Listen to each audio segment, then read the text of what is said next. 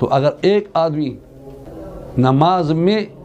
نماز کی گستاخی کرتا ہے صرف اپنی ویڈیو بنانے کے لیے اور اس کی ویڈیو وائرل ہونے کے لیے اور زیادہ لوگ دیکھنے کے لیے،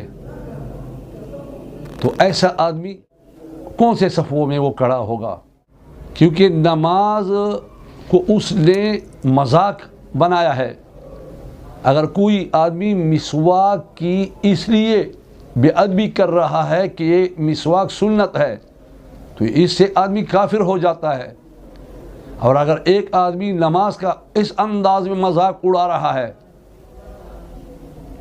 تاکہ لوگ مجھے دیکھ لیں، علی اعلان گناہ اور اس پر فخر کر رہا ہے۔ نحمدہ ونصلی ونسلم علی رسولہ الکریم، اما بعد فاعوذ باللہ من الشیطان الرجیم، بسم اللہ الرحمن الرحیم۔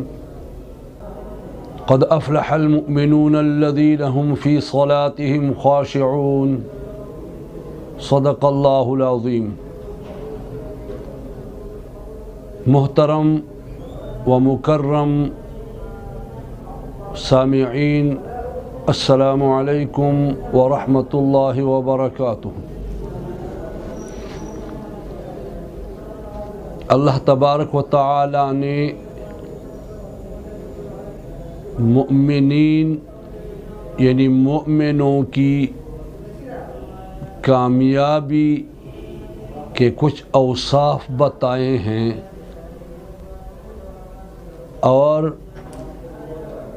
ایک مکمل سورت کا نام المؤمنون رکھا ہے۔ تو مؤمنوں کے اوصاف میں سب سے پہلی صفت اللہ پاک فرماتے ہیں قد افلح المؤمنون، بتحقیق کامیاب ہو گئے مومن، الذین هم فی صلاتهم خاشعون، وہ لوگ جو اپنی نمازوں میں